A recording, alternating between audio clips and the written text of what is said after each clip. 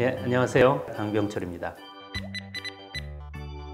지난 시간에 제가 어떤 새로운 정보를 들으면 한 발짝 물러나서 생각을 해보세요 라고 말씀드렸잖아요. 그 원칙과 관련해서 열에 대한 얘기를 해보려고 합니다.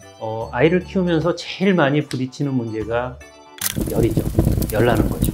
네, 열이 안 나고 크는 애는 하나도 없죠. 처음 아이가 열이 나면 너무 무서워요. 몸이 뜨겁고 고채고 울고 잘 먹으려고도 안 하고, 심하면은 피부가 얼룩덜룩해진다든지 손끝이 파래진다든지, 더 심하면 경련을 일으키는 아이도 있어요. 열성 경련이라고 그러죠. 부모 입장에서 자기 자식이 눈이 뒤집히고 팔다리를 바들바들 떨고 의식이 없다, 정신이 하나도 없죠. 너무 무서워요. 정신이 하나도 없죠. 너무 무서워요. 꼭 그런 경우가 아니더라도 열이 나는 거는 아주 아이를 키우는 집의 다반사죠. 열은 왜 날까요? 한번 알아볼까요? 되게 열이 나는 거는 바깥에서 병원체가 우리 몸을 침입했을 때 열이 납니다. 그 병원체가 침입하면 우리 몸에서 발열인자라는 물질이 생겨요. 근데 그 발열인자가 어디로 가냐면 피를 타고 머리로 가요. 머리로 가서 시상하부라고 하는 곳에 있는 발열중추라는 곳이 있습니다. 발열중추는 어떤 걸 생각하면 되냐면, 우리 아파트나 집에 가면 실내 온도 조절기가 있잖아요. 실내 온도 조절기하고 똑같아요. 우리 사람의 평균 체온이 36.5도잖아요. 평소에는 그 다이얼이 36.5도에 맞춰져 있어요. 시상하부에 있는 발열 중추로 가서 그 다이얼을 삑 돌려요. 38도, 39도로 맞춰요. 그러면 우리 몸에서 다이얼이 변한 만큼 그 온도까지 계속 열을 만들어내는 겁니다. 추웠을 때 막 몸이 떨리는 이유가 뭐예요? 열을 만들어내기 위한 거잖아요. 39도에 도달할 때까지 계속 몸을 와들와들 떨고 우리 몸에 있는 에너지를 써서 그 열을 만들어내요. 열이 나는 아이는 와들와들 떨고 힘들어하는 거예요.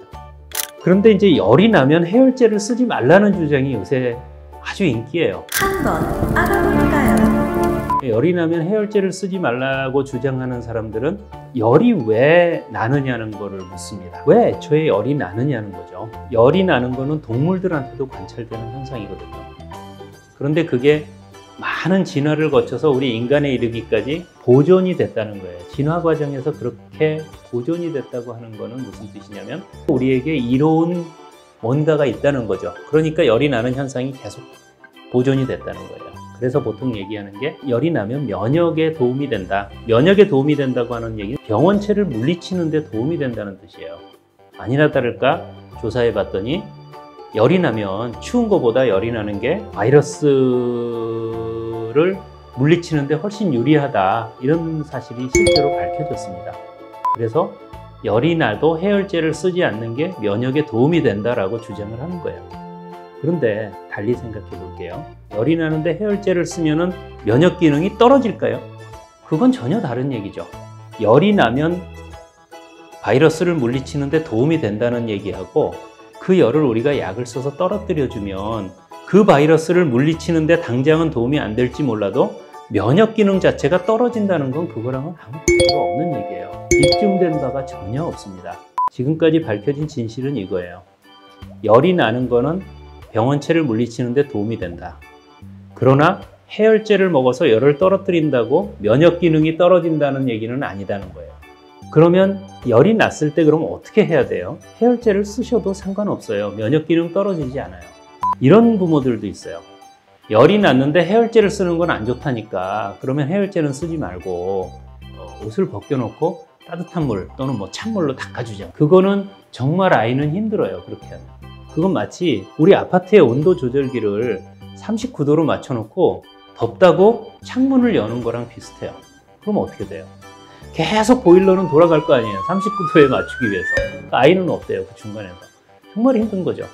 해열제는 무슨 역할을 하는 건가요? 해열제를 주면 해열제는 발열 중추로 뛰어가요. 그래서 체온 조절기를 39도로 된 걸 띠리리릭 해서 36.5도로 낮춰주는 약이에요. 그래서 열이 났는데 이걸 떨어뜨리려면 어떻게 해야 돼요? 일단 해열제를 주셔야 돼요. 우리 아파트의 온도 조절기를 생각하면 일단 36.5도를 내려야지, 그리고 모자라면 창문을 여는 거예요. 그러니까 아이가 열이 나면 어떻게 하셔야 돼요? 해열제를 주세요.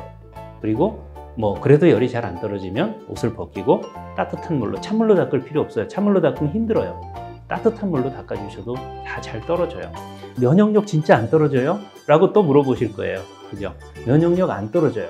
안 떨어지는데 그럼 면역력이 그럼 조금 떨어진다고 합시다. 그게 정말 너무 아까워서 나는 우리 애가 열나는 거 그냥 내버려 둘래요 라고 얘기를 해요. 하나만 알고 둘은 모르는 거예요. 체온 조절기가 올라가면 우리 몸은 어떤 방법으로든 그 체온까지 도달하려고 해요. 그래서 온몸이 막 일을 해요. 근육이 일을 하고 간이 일을 하고 신경이 일을 하고 췌장이 일을 하고 호르몬이 일을 해야만 그 온도에 도달할 수가 있어요. 열을 올리기 위해서 우리 몸이 엄청난 에너지를 소모한다는 거예요. 의학적으로는 대사적인 대가를 치른다고 표현해요. 그런데 그게 어른은 또 조금 다른 문제인데요.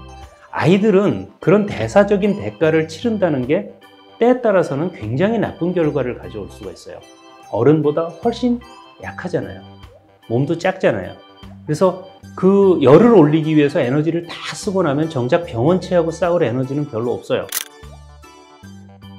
또 하나 문제는 뭐냐면 아이들은 수분이 굉장히 빨리 몸 안팎으로 드나들어요. 수분 교환이 엄청나게 빨라요. 그런데 열이 나는 거를 열을 안 떨어뜨려주고 놔두면 어때요?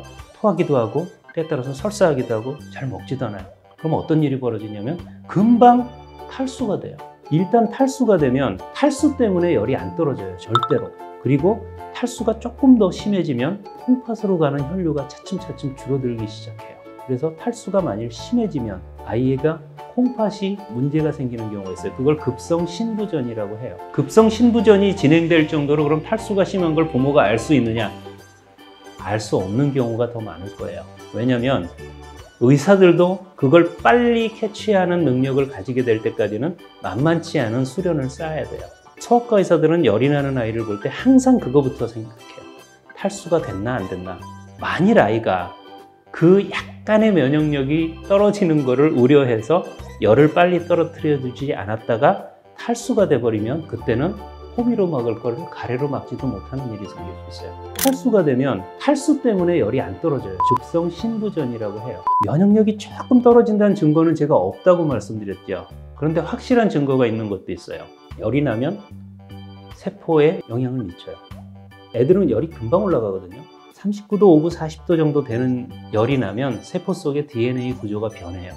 요거는 확실해요. 입증이 된 사실이에요. 약간 면역력이 떨어질지도 모른다는 소리를 들어서 해열제를 안 썼는데 우리 애가 나도 모르는 사이에 40도 5부가 됐어요.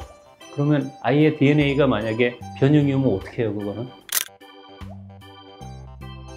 그러니까 우리가 이렇게 정말 측정할 수 없는, 측정하기도 어려운 굉장히 작은 일에까지 이렇게 다 신경을 써서 아이를 키우려고 하면 지쳐요. 키우기 힘들어요. 못 키워요, 그렇게는. 그냥 자연스럽게 키우세요. 아이가 열나고 힘들어하면 해열제를 주시면 돼요. 그건 있어요. 열이 나도 애가 힘들지 않고 잘 먹어? 그러면 놔둬도 돼요. 해열제 꼭 안 줘도 돼요. 열 자체가 중요한 건 아니에요. 열 때문에 아이가 치르는 대사적인 대가가 너무 크면 힘들다. 자칫하면 탈수가 될 수 있다. 그거를 염두에 두시고 열이 나면 그냥 해열제를 편하게 주셔도 아무 문제가 없어요. 이 시간을 시작할 때 제가 뭐라고 말씀드렸어요?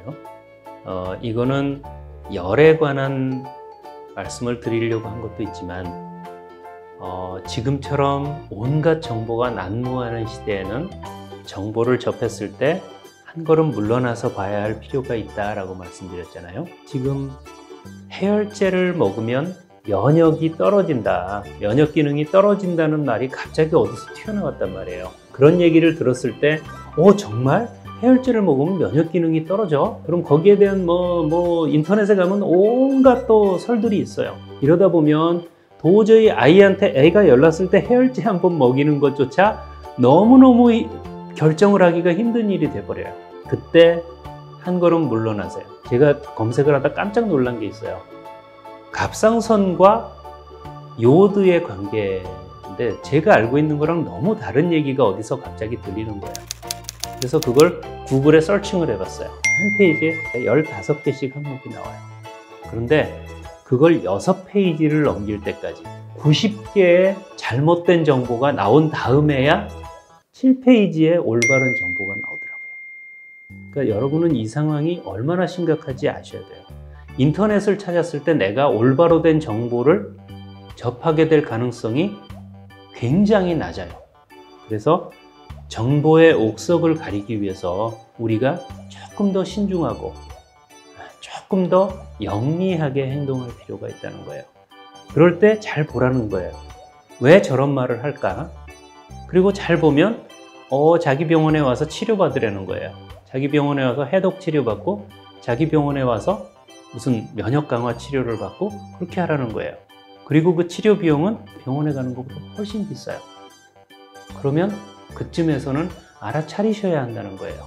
결국 궁극적으로 자기의 서비스를 팔려고 하는 거구나. 그걸 위해서 제일 먼저 가지셔야 할 태도가 뭐라고요? 한 걸음 물러나서 보세요. 이런 주장을 하는 사람이 뭘 팔려고 하는 게 아닌지를 보셔야 돼요.